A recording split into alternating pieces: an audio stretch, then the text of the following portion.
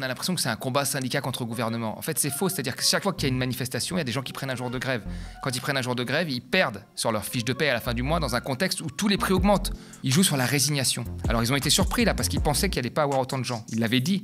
Ils avaient dit, oui, il y aura une poignée de gens qui vont manifester, c'est toujours les mêmes, les syndicats, etc. Ils ont été surpris. Bonjour tout le monde et bienvenue pour ce nouvel Instant Porcher. Je suis ravie de vous retrouver. L'Instant Porcher, c'est un petit moment qu'on se prend entre nous avec Thomas Porcher chaque semaine pour décrypter l'actualité car les discours sont politiques et les comprendre est une véritable arme démocratique. Je vous le rappelle, le média ne dépend que de votre soutien, vos abonnements et vos dons. Rendez-vous sur onarrive.lemediatv.fr pour nous soutenir. Ce projet de télé libre et indépendante ne peut se faire sans vous. Au programme aujourd'hui, le retour de manif de Thomas Porcher et ce rapport Oxfam qui montre que les infimes plus riches s'enrichissent et les pauvres s'appauvrissent.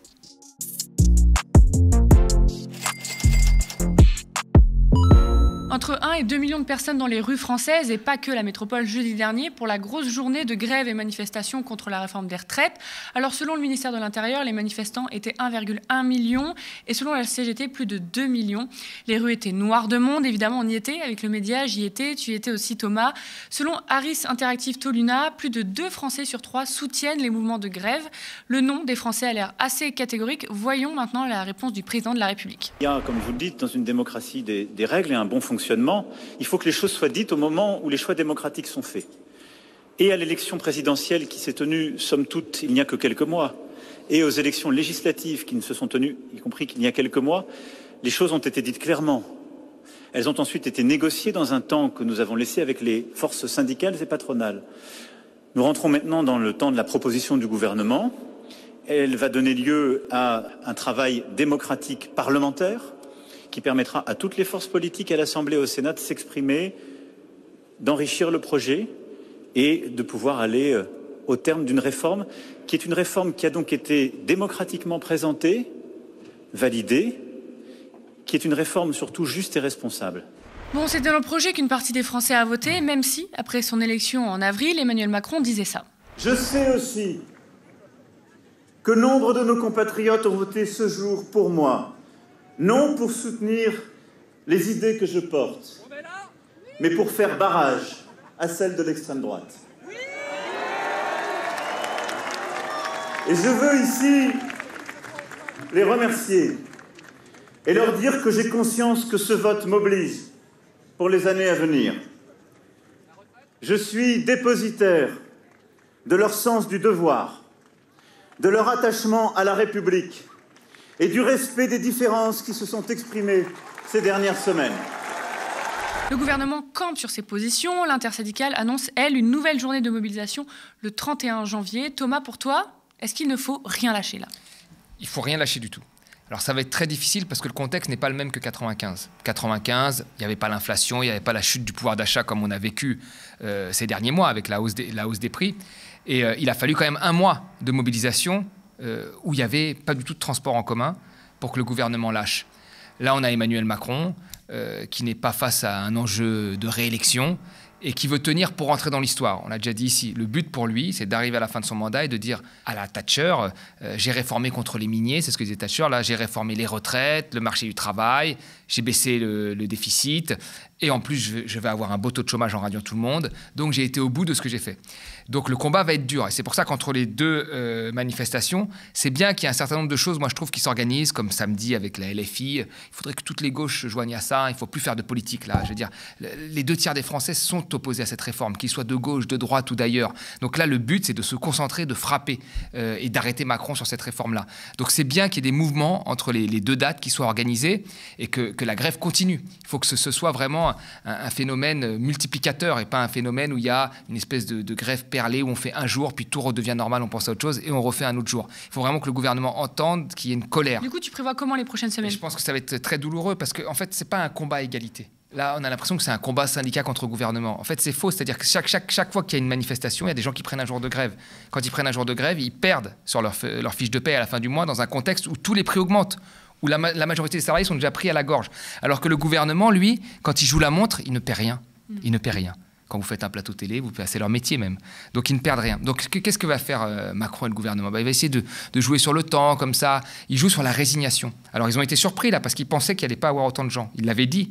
Il avait dit, oui, il y aura une poignée de gens qui vont manifester, c'est toujours les mêmes, les syndicats, etc. Ils ont été surpris.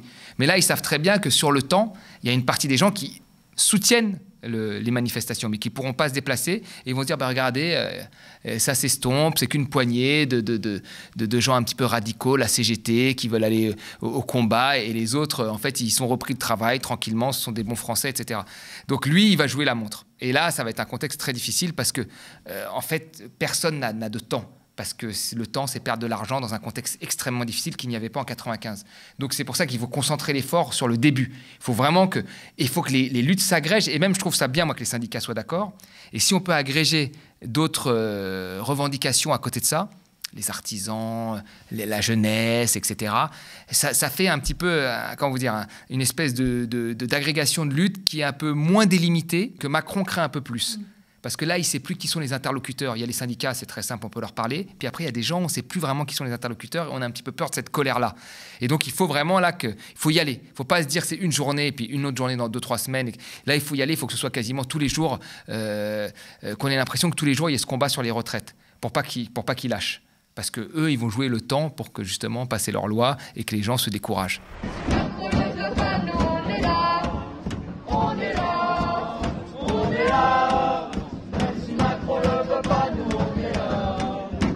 Il faut qu'on mette un coup d'arrêt à ce gouvernement, un stop. Cette réforme, c'est une énième attaque de plus qui a un but simple, baisser les pensions. Voilà, faire des économies sur notre dos. Oui, on va travailler plus longtemps, mais surtout, les gens ils vont devoir partir en retraite anticipée avant, ou vont perdre leur emploi avant, et donc vont devoir partir avec des retraites de misère. Il faut qu'ils comprennent, c'est ça qu'ils veulent faire. Alors que le CAC 40, les 40 plus grandes entreprises, ont versé 80,7 milliards d'euros de dividendes à leurs actionnaires. La planète ne va pas bien, le monde ne va pas bien, mais eux ils s'en mettent plein les poches, et nous on devrait accepter une énième réforme. Il faut une grève générale contre ce gouvernement. Il faut un plan de bataille de grève au combustible, que les secteurs convergent, les AG interpro, comme en 2019, mais plus fort. C'est ça qu'on doit construire, et la jeunesse a toute sa place là-dedans. Mais c'est surtout plus grave que ça. Si on laisse passer cette réforme, c'est quoi celle d'après? C'est quoi la mesure d'après? Il va s'attaquer à quoi? Les frais d'inscription? Les facs? Les privatiser? Tout le service public? C'est une question politique, c'est une question de classe. Si aujourd'hui on leur met un coup d'arrêt, c'est la possibilité pour nous de changer cette logique. Je suis infirmier aux urgences, ça fait 11 ans que je travaille de nuit aux urgences et ma retraite à taux plein sera entre 65 et 66 ans. Autrement dit, je ne serai pas en vie si je continue aux urgences pour faire ça, très clairement. À l'heure actuelle, à l'hôpital public, c'est de la maltraitance. C'est de la maltraitance à tous les niveaux.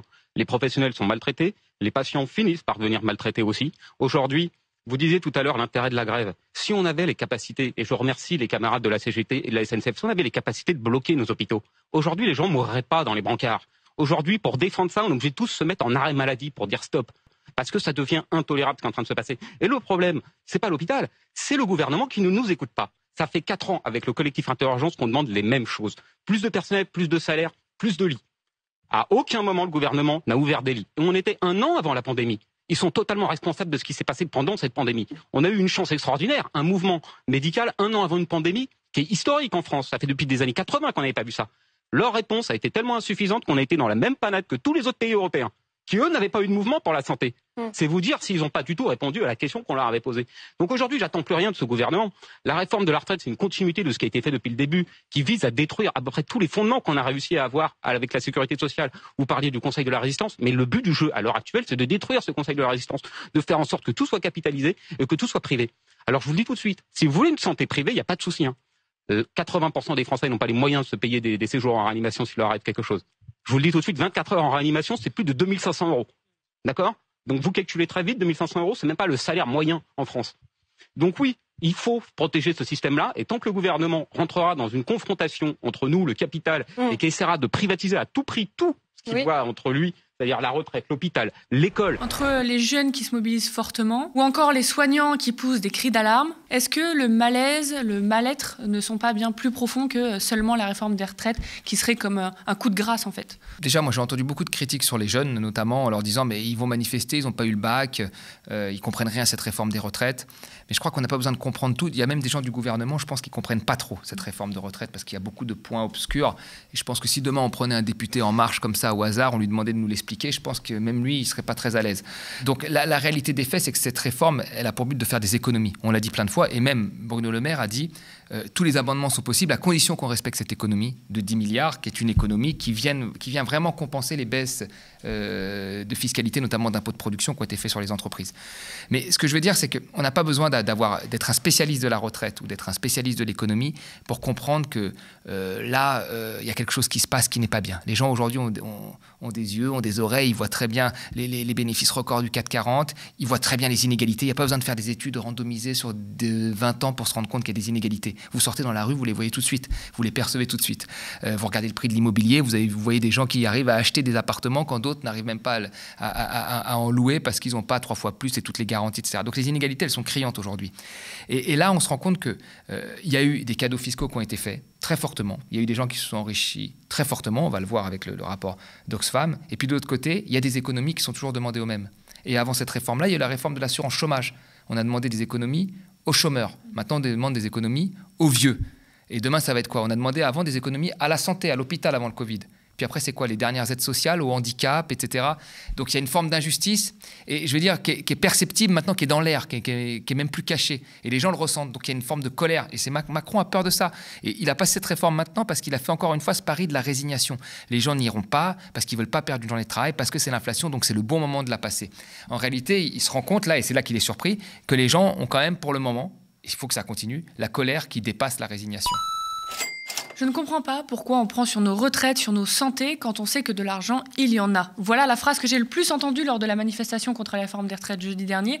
Et cette dernière actualité ne fait que l'illustrer. Les 1% les plus riches ont capté 63% des richesses produites. Donc les 99% autres se sont partagés les 37% restants. On a appris ça lundi dernier dans le dernier rapport Oxfam, la loi du plus riche. Mais attention, soyons précis, car quelques raccourcis peuvent être faits. On ne parle pas de qui détient la richesse, on parle de qui capte la nouvelle richesse produite depuis 2020, donc en gros le surcroît de richesse produite par rapport à l'année d'avant. Pendant les crises Covid, d'inflation, de guerre, les infimes plus riches s'en sont très bien sortis et les crises leur ont même été profitables.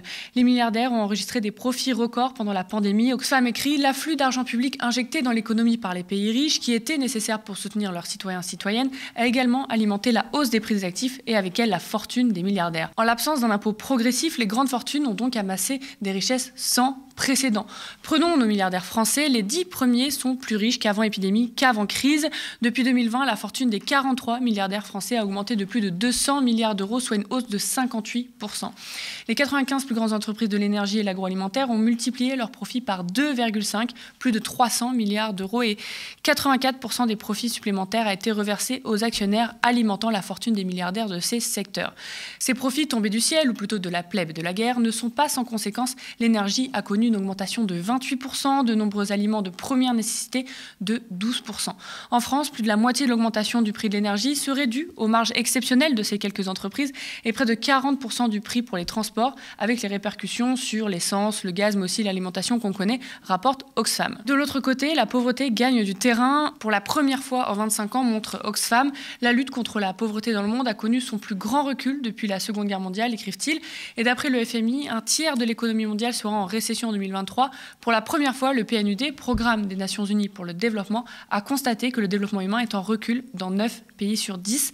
Thomas, pourquoi les inégalités ont-elles autant augmenté ? Déjà, elles augmentent depuis une trentaine d'années. En fait, il y a eu un changement dans le fonctionnement des entreprises et des grandes entreprises qui a fait qu'on est passé de ce qu'on appelait un capitalisme managérial, où il y avait le chef qui avait un salaire, où les actionnaires à l'époque récupéraient 35-45% des profits, et où on voulait, en fait, comme il y avait un ennemi qui était l'URSS, on voulait faire une forme de capitalisme de la séduction. C'est-à-dire qu'il fallait que tout le monde ait son gain.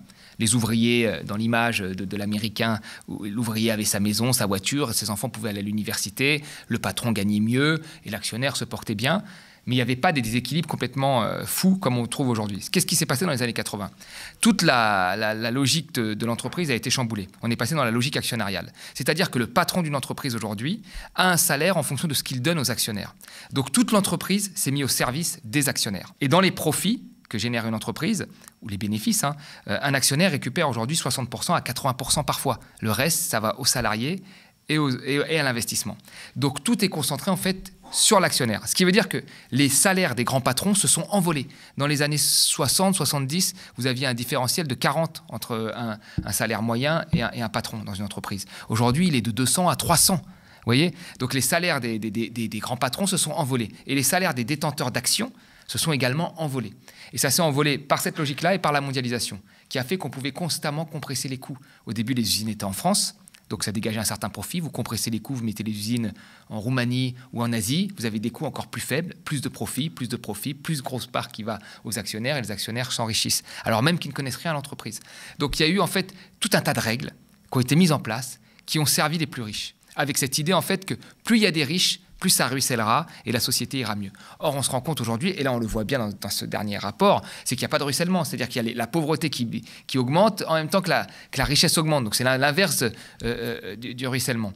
Donc il y a eu vraiment tout un tas de choses qui ont été mises en place, d'idées même, d'idéologies, d'idées très très très présentes dans l'esprit des dirigeants, comme quoi il fallait avantager les plus riches, même si les conséquences sont mauvaises. Et on se souvient de Macron, il faut toujours le rappeler, ne jamais l'oublier. Macron, il a quand même offert 4 milliards de baisse de fiscalité aux 1% les plus riches qui détiennent déjà 25% du patrimoine français. C'est-à-dire ce qu'il y a dans les comptes en banque, et ça c'est impressionnant, et ce qu'il y a en immobilier. Et là, il leur a donné 4 milliards de baisse de fiscalité, avec cette idée qu'ils allaient investir, et nous savons aujourd'hui qu'ils n'ont pas investi. Il y a 3 ou 4 rapports de France Stratégie qui le disent. Donc on voit bien que l'idée reste dans la tête qu'il ne faut surtout pas taxer les plus riches parce qu'ils sont créateurs de richesses, d'emplois, que ça va ruisseler, mais les faits montrent que c'est faux. La hausse des inégalités, c'est un constat partagé, tu l'as dit juste avant. Pourquoi le gouvernement ne veut pas taxer les plus riches avec tout ce qu'on a entendu là sur les super profits ou encore ce que tu viens de dire sur l'ISF? Oui, il y a même des riches qui ont demandé à Davos, il y a une tribune signée par 200 millionnaires et milliardaires qui ont demandé à être taxés parce qu'ils se rendent compte que la situation va mal. Warren Buffett disait que lui, il avait une taxation plus faible. Warren Buffett, un milliardaire, à un moment qui était première fortune mondiale, disait qu'il avait une pression fiscale plus faible que sa secrétaire. C'est intéressant, mais on vit dans ce monde-là aujourd'hui. C'est-à-dire qu'aujourd'hui, les petites PME, les professions libérales, les auto-entrepreneurs, le chauffeur de Uber a une pression fiscale plus forte qu'une société du CAC 40. Le chauffeur de Uber a une pression fiscale plus forte que la plateforme qu'il emploie Uber. Donc il y a une vraie injustice fiscale aujourd'hui et qui mine le consentement à l'impôt. Il y a plein de gens qui ne veulent plus payer d'impôts parce qu'ils disent pourquoi moi je devrais payer alors que lui qui est plus riche ne paye pas. Donc on revient un peu dans un système du Moyen-Âge où les très riches ne payent pas d'impôts et les plus pauvres payent des impôts pour que la société puisse fonctionner. Et donc il y a un vrai problème. Il faut que les riches contribuent, il faut que ce soit un impôt qui soit progressif. Je veux dire, un riche qui va perdre quelques millions, un riche qui a une fortune de 20, 30, 40, 50, 60, 70 millions, qu'il ait une fortune de 70 ou 71 à la fin de l'année plutôt que 75, ça ne change rien à sa vie. Par contre, si on taxe ce supplément et qu'on l'injecte dans des services publics, là ça profite à tous. Il ne faut jamais oublier que le patrimoine du pauvre, c'est le service public. Et que le service public, il faut le financer. Le pauvre le finance suffisamment, la pression fiscale d'en haut n'est pas assez élevée, il faut l'augmenter. Oxfam met en avant la fiscalité. Est-ce que ce ne serait pas la clé de voûte? On peut regarder par exemple ce graphique, on peut voir sur qui pèse la fiscalité dans le monde, ou encore ces éléments que l'ONG nous apprend. Entre 2014 et 2018, Elon Musk, l'un des hommes les plus riches au monde, a bénéficié d'un taux d'imposition réel dépassant à peine 3%. Albert Christine, qui vend du riz, de la farine et du soja sur un marché du nord de l'Ouganda, dégage $80 de bénéfices par mois. Elle est imposée, elle, à 40%. C'est bien ce genre de différence qui est pointé ici. Tu as commencé à en parler. Qu'est-ce que tu en penses de ça? Surtout qu'il ne faut jamais oublier qu'Elon Musk, dans beaucoup de ses investissements, il a été soutenu par l'État. Elon Musk a reçu beaucoup de subventions pour ses entreprises, SpaceX, Tesla. Il a reçu énormément de subventions de l'État et d'aides de l'État. Donc sa fortune est conditionnée en amont à des subventions de l'État et à des aides de l'État. Et donc il ne faut jamais oublier ça. C'est qu'à un moment, quand vous êtes partie prenante d'une réussite, il faut aussi que la réussite redistribue. Ça peut être le cas des grands acteurs ou des grands chanteurs français. Un chanteur français a bénéficié souvent d'aides, de salles publiques mises à sa disposition. Parfois, il y a de la publicité sur des télés publiques. Et après, il doit aussi payer des impôts. Ça fait partie du jeu. C'est les Français qui achètent ses disques, grâce parfois même à des prestations sociales, et ainsi de suite. Donc, il doit payer. Donc ça, c'est important d'avoir ça en tête. C'est-à-dire qu'une réussite n'est jamais individuelle. Parce qu'on a mis ça dans la tête des gens. Une réussite est individuelle. Donc, à partir du moment où c'est individuel, c'est lui, c'est son mérite. Pourquoi on veut le voler en le taxant? C'est ça la base de la réflexion. Alors qu'en réalité, une réussite n'est jamais individuelle et donc il faut que la collectivité récupère une partie, qui ne va pas appauvrir complètement la personne, mais une partie de sa richesse.